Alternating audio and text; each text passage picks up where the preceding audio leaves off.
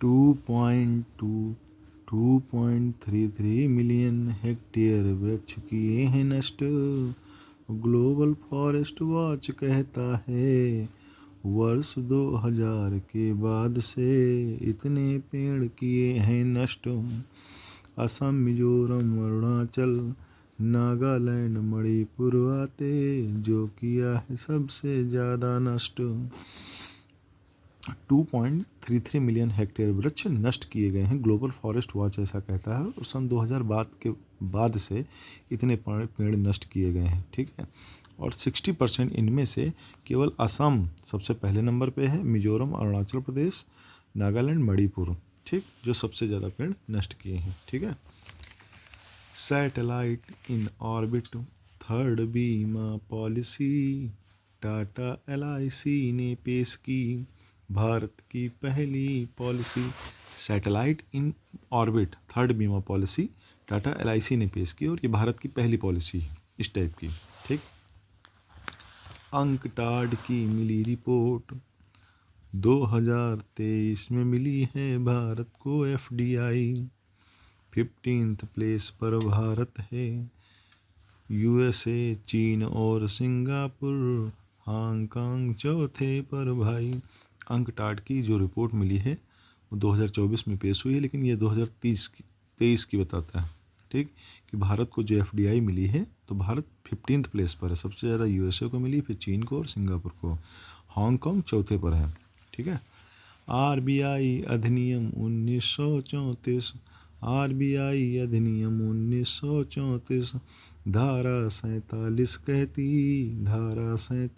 कहती अधिशेष ट्रांसफ़र करने को 2.11 लाख करोड़ दिए हैं, RBI सेंटर को देती।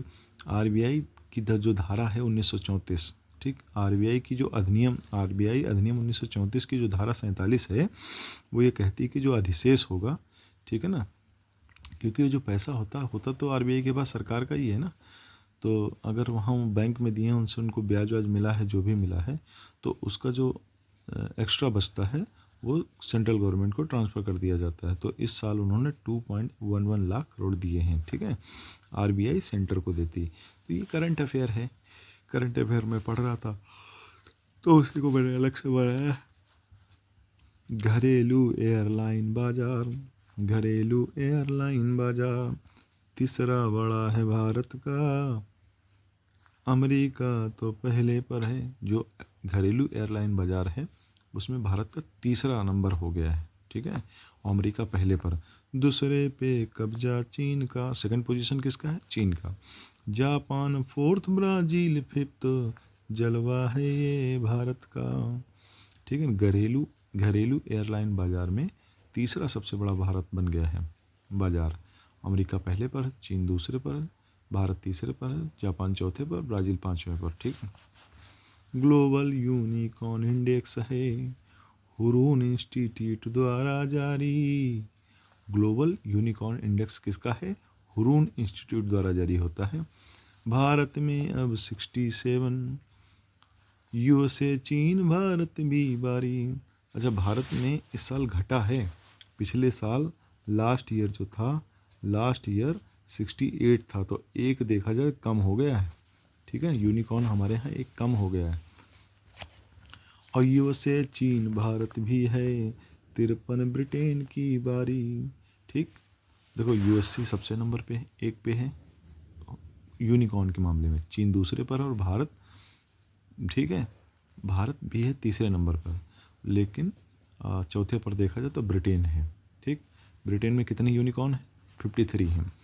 भारत की पहली मूल्यवान है, भारत की पहली मूल्यवान है स्विगी ड्रीम 11 जो है, स्विगी ड्रीम 11 जो है, भारत की सबसे मूल्यवान यूनिकॉर्न जो है स्विगी है, फिर ड्रीम 11 है, ठीक। और बायजूस में हुई गिरावट भारी, बायजूस जो यूनिकॉर्न था हमारा उसमें सबसे ज़्यादा गिरावट हुई है और वो इस रेस से बाहर भी हो गया है। भारत का पहला ट्रांसशिपमेंट हब बिंझम पोर्ट है केरल का, पहले शिप से माल उतारा, दूसरे से पहुंचाना काम, पोर्ट है गौतम अडानी का। भारत का जो पहला ट्रांसशिपमेंट हब है वो बिंझम पोर्ट बना है केरल का। और इसमें क्या होता है, जो ट्रांसशिपमेंट हब होता है इसमें क्या होता है, तो उसमें क्या होता है, पहले जहाज़ से माल उतारते हैं, फिर दूसरे जहाज़ से जहाँ ले जाना होता है उसको ले जाते हैं, ठीक है ना। तो इस टाइप को हम कहते हैं ट्रांसशिपमेंट हब, ठीक। अब कौन बना है, बिंझम पोर्ट, और ये केरल में बना है। और ये पोर्ट है किसका, गौतम अडानी का है, ठीक है। रत्न और आभूषण क्षेत्र को, रत्न और आभूषण क्षेत्र को AEO का दर्जा दिया गया, AEO का दर्जा दिया गया। निर्यात विकास को मिले सहारा, निर्यात विकास को मिले सहारा, स्पर्धा को मिले बढ़ावा। रत्न और आभूषण क्षेत्र को AEO का दर्जा दिया गया है। इससे क्या है, इसका लक्ष्य क्या है, क्यों दिया गया ऐसा, कि निर्यात और विकास को सहारा मिलेगा, मतलब बढ़ावा मिलेगा, और स्पर्धा को भी बढ़ावा मिलेगा, ठीक है। तो ये था MSP में मैक्सिमम वृद्धि, MSP में मैक्सिमम वृद्धि, नाइजर सीड राम तिल में। नाइजर सीड को क्या कहते हैं, राम तिल कहते हैं। और तिल आता है दूसरे पर, थर्ड रहा है अरहर में। MSP में जो सबसे ज़्यादा वृद्धि हुई है वो नाइजर सीड में हुई है। नाइजर सीड को राम तिल भी कहते हैं। फिर उसके नंबर पे, दूसरे नंबर पे जो वृद्धि हुई है वो रही है तिल में, और तीसरे में अरहर पर, ठीक है। जिंग, JZIG, जिंग मुद्रा है जिम्बाब्वे की, जिंग मुद्रा है जिम्बाब्वे की, नई स्वर्ण समर्थित मुद्रा। और जिम्बाब्वे डॉलर के प्लेस पर अब ये चलेगी न्यू मुद्रा। जिंग जैंग मुद्रा जो है जिम्बाब्वे की है, और इसको सोने के अनुपात में उतारा गया है, मतलब जितना उनके पास सोना होगा उसी हिसाब से ये नोट छापेंगे, ठीक है। तो नई स्वर्ण समर्थित मुद्रा है, इसका नाम क्या है, जिंग है, ठीक। और पहले जिम्बाब्वे डॉलर चलता था, ठीक, अब उसके स्थान पे ये मुद्रा चलेगी, ठीक है। भारत करे शीर्ष व्यापार, भारत करे शीर्ष व्यापार। भारत के जो शीर्ष व्यापारिक साझीदार हैं वो कौन है, चीन, USA, UAE, चीन, USA, UAE, रूस, सऊदी संघ व्यापार, और ग्लोबल ट्रेड रिसर्च इनिशिएटिव आंकड़े दिए अपने अनुसार। भारत के जो शीर्ष व्यापार हैं, साझीकर्ता देश हैं, वो सबसे पहले चीन है, USA, फिर UAE है, फिर रूस है, फिर सऊदी है, ठीक है।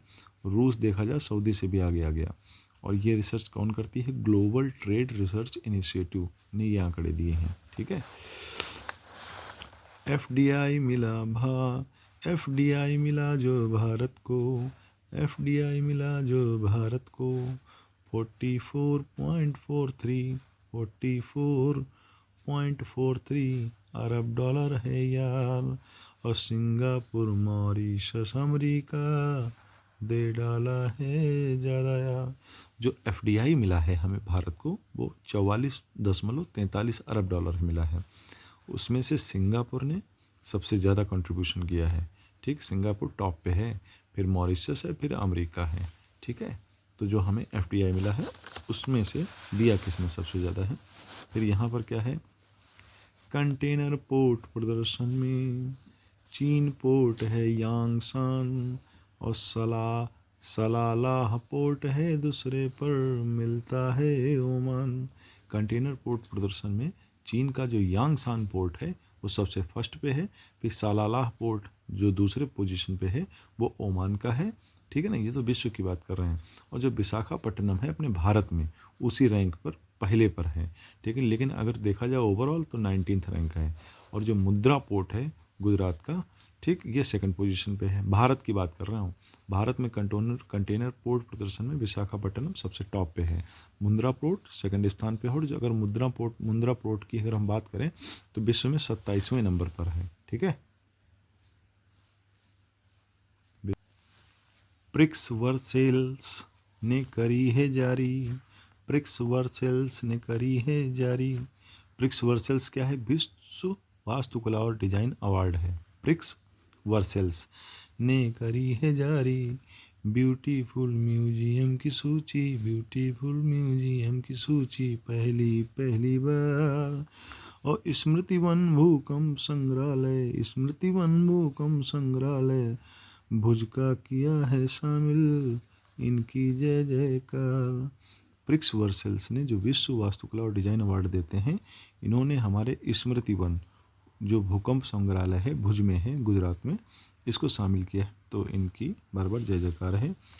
और मियाबाकी फॉरेस्ट यहीं पर है, मियाबाकी फॉरेस्ट कहाँ पर है? यहीं पर है, पड़ोस में ही, स्मृति वन भूकंप संग्रहालय के पास में ही। भुजिया किले से साझा क्षेत्र, मियाबाकी फॉरेस्ट है, ये भुजिया किले से इसका सीमा लगती है, ठीक है ना। 26 जनवरी 2001 को आया था भूकंप, 12,932 लोगों का हुआ था अंत। 26 जनवरी 2001 को जो ये भूकंप आया था उसमें 12,932 लोगों को की मौत हुई थी, ठीक है। 9 जून 2024 को 9 जून 2024 को मोदी आए तीसरी बार और 18th लोकसभा है, 240 MP इस बार, ठीक। यानी कि मोदी को कितने MP मिले? 240 मिले। एनडीए को मिला 293, एनडीए को मिला है 293, 18 मंत्री इस बार। देखो अकेले केवल बीजेपी को 240 सीट मिली है और टोटल अगर हम एनडीए की बात करें तो 293 मिली हैं, 18 मंत्री बने हैं इस बार। और 71 मंत्री शपथ लिए हैं, 71 मंत्री शपथ लिए हैं मोदी संग इस बार। सैम पेन जाति ने पहली बार, सैम पेन जाति ने पहली बार वोट किया इस बार। और ये सैम्पन जाति कहाँ की? ग्रेट निकोबार की है। शीतल देवी पैरा तीरंदाज, शीतल देवी पैरा तीरंदाज हैं। ECI नेशनल आइकॉन बनी है, इलेक्ट्रॉनिक कमीशन की, मतलब वो इलेक्शन कमीशन की नेशनल आइकॉन बनी थी। लक्षद्वीप मैक्सिमम मतदान, लक्षद्वीप में मैक्सिमम मतदान हुआ था।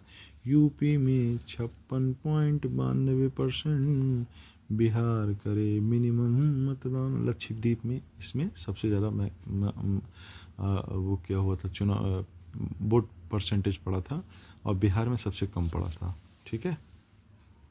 सूरत से निर्विरोध चुने गए मुकेश दलाल बीजेपी के, ये जो हम 18वीं लोकसभा की बात कर रहे हैं इसमें सूरत से निर्विरोध चुने गए थे कौन? मुकेश दलाल बीजेपी के थे।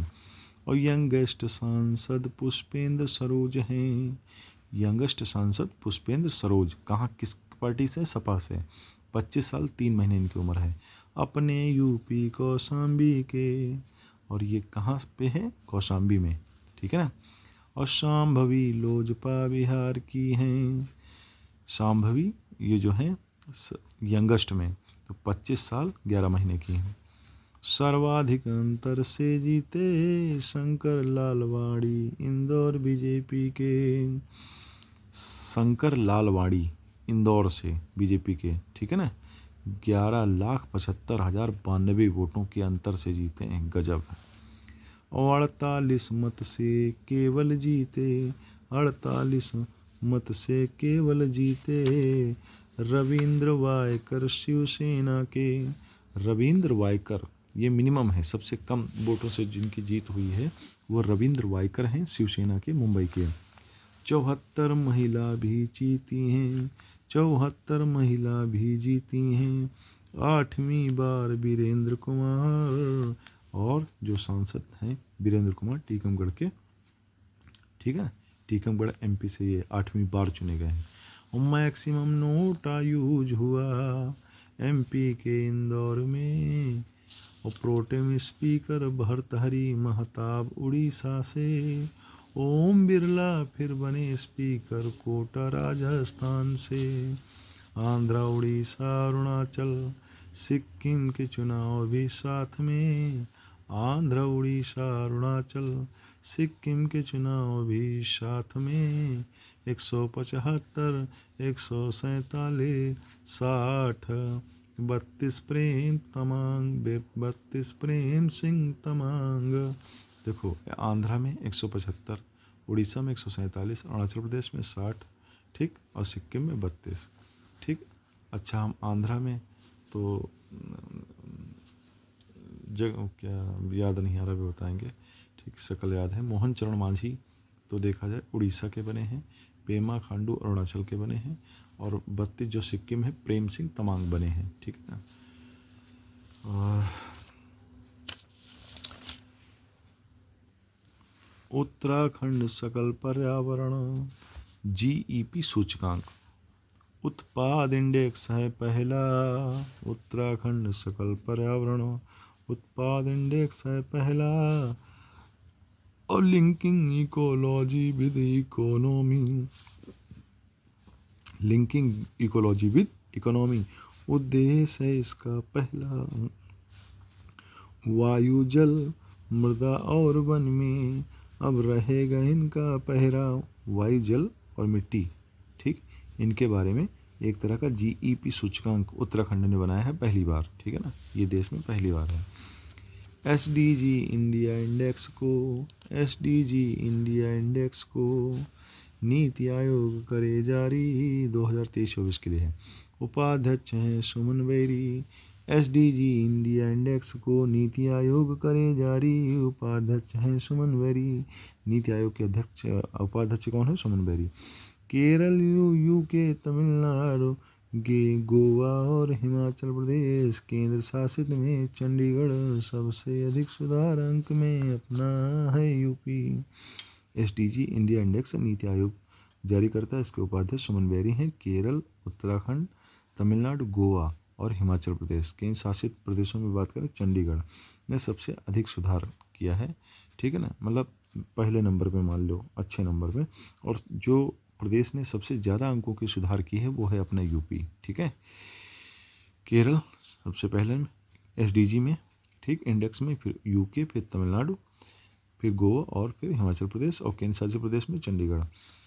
25 जून सन 1975 में, 25 जून सन 1975 में लगे इमरजेंसी, हत्या दिवस मनाएंगे हम अपने कॉन्स्टिट्यूशन की। बीजेपी सरकार ने ये कहा कि हम लोग हत्या दिवस मनाएंगे, ठीक, मतलब कब? जब इंदिरा गांधी ने इमरजेंसी लगाई थी, उसको हत्या दिवस के नाम से मनाएंगे। तो 25 जून 1975 में इमरजेंसी लगी थी, इस दिन को हम हत्या दिवस मनाएंगे, ठीक, अपने संविधान की हत्या दिवस, ठीक है। 17 सितंबर 1948 में हुई हैदराबाद मुक्ति, 17 सितंबर 1948 में हैदराबाद मुक्ति हुई थी। और पोलो मिशन से कर दी हमने निजामों से छुट्टी, पोलो मिशन चलाया गया था और निजामों से छुट्टी कर दी। मुक्ति दिवस मनाएंगे अब 17 सितंबर की, मुक्ति दिवस 17 सितंबर को मनाया गया, ठीक है ना, मुक्ति दिवस, यही हैदराबाद की मुक्ति के चक्कर में, ठीक है। नालंदा विश्वविद्यालय के परिसर का 19 जून 2024 को मोदी करे अनावरण, मोदी करे अनावरण।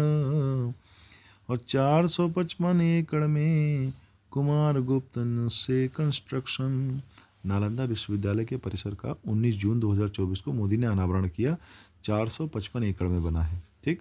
और जो अगर हम नालंदा विश्वविद्यालय की बात करें तो कुमार गुप्त ने बनवाया था इसको।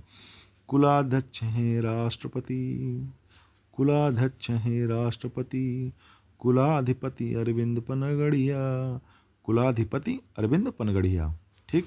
और नालंदा विश्वविद्यालय अधिनियम 2010 में आया, नालंदा विश्वविद्यालय अधिनियम कब आया था? 2010 में आया था।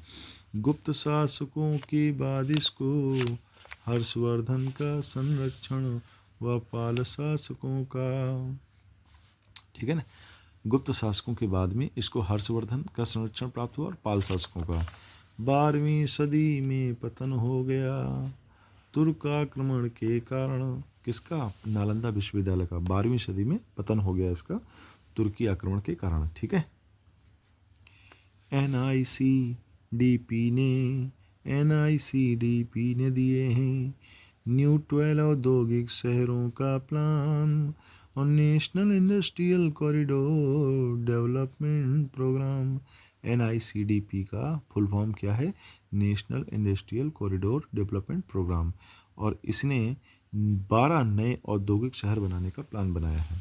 ठीक, 24 अगस्त 2024 को मिली कैबिनेट मंजूरी। और यूपीएस क्या होता है? यूनिफाइड पेंशन स्कीम को मिली है मंजूरी। 1 अप्रैल 2025 से लागू करने की तैयारी। और रिटायरमेंट के पहले वर्ष को मानेंगे हम बेस। मतलब रिटायरमेंट के 1 साल पहले वाले साल को हम बेस मानेंगे। ठीक है, रिटायरमेंट के पहले वर्ष को मानेंगे हम बेस। रिटायरमेंट के पहले साल को, रिटायरमेंट के 1 साल पहले वाले को साल को हम बेस मानेंगे। वो क्या होगा इसमें? बेसिक पे 50% पेंशन होगी पेश। बेसिक पे का 50% पेंशन मिलेगी। और शर्त यही है 25 वर्ष की मिनिमम सेवा हो। लेकिन एक शर्त है कि ये कब लागू होगा? जब कम से कम 25 साल की सेवा की हो, वरना मिले रेशियो में। वरना अगर 25 साल की नहीं हुई तो भाई जितने कम है उसी हिसाब से मिलेगी फिर रेशियो में। और यूपीएस पात्र हो जाओगे 10 वर्ष की सेवा में। और तुम यूपीएस में पात्र माने जाओगे अगर तुमने 10 वर्ष की सेवा कर ली है, तो फिर उसी रेशियो में तुम्हें पेंशन मिलेगी। मिले 60% पेंशन का जब मृत्यु उसकी हो। ठीक है, तो अगर मान लो जिसको पेंशन मिलनी है, ठीक है, अगर उसकी मृत्यु हो गई तो उसकी जब मृत्यु होगी तो उसका 60% पेंशन मिल जाएगी। ठीक है ना, उसके परिवार को। मतलब जिसकी पेंशन थी, ठीक है ना, जैसे मान लो पेंशन पे आ गया, अगर उसकी मौत हो गई तो वो आदमी कम हो गया ना, तो आप बाकी जो परिवार वाले हैं उनको 60% पेंशन उसकी मिलेगी, उसकी घरवाली को मान लीजिए। 10,000 की मिनिमम पेंशन हर हाल में लागू हो। 10,000 की मिनिमम पेंशन तो मिलनी ही मिलनी। ठीक, महंगाई दर का भी सूचकांक लागू हो। और ऐसा नहीं कि 10 ही हज़ार चलेगी, जैसे जैसे महंगाई बढ़ेगी पेंशन भी बढ़ती चली जाएगी। NPS वात्सल योजना, बच्चे छोटे जब हों 18 वर्ष से कम, प्रतिवर्ष 1,000 रुपये योगदान भी हो। इसी में NPS वात्सल योजना भी जोड़ी गई है।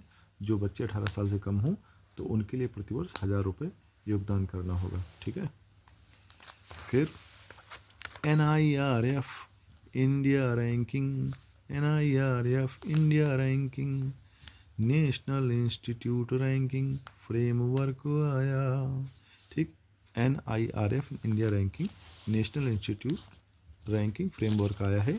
9th एजुकेशन दिल्ली में भारत मंडपम में आया। 9th एडिशन है इसका, नेशनल इंस्टीट्यूट रैंकिंग फ्रेमवर्क।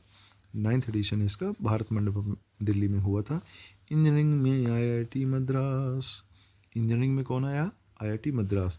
और MBA में अहमदाबाद। MBA में कौन है टॉप पे? अहमदाबाद। और फार्मेसी में जामिया हमदर्द। फार्मेसी में कौन है? जामिया हमदर्द।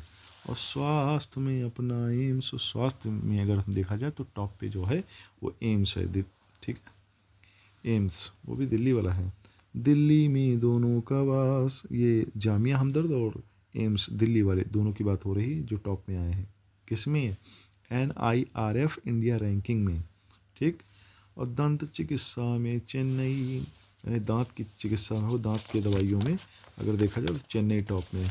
और विधि में है बेंगलुरु, यानी कि विधि मतलब जो कानून वानून है ना, उनके स्कूलों की बात करें, लॉ कॉलेजों में बेंगलुरु टॉप पे है। वास्तुकला में रुड़की है। वास्तुकला में कौन टॉप पे है? रुड़की। और कृषि में अपनी दिल्ली। कृषि में कौन टॉप पे है? दिल्ली। तो नेशनल इंस्टीट्यूट रैंकिंग फ्रेमवर्क आया। 9th education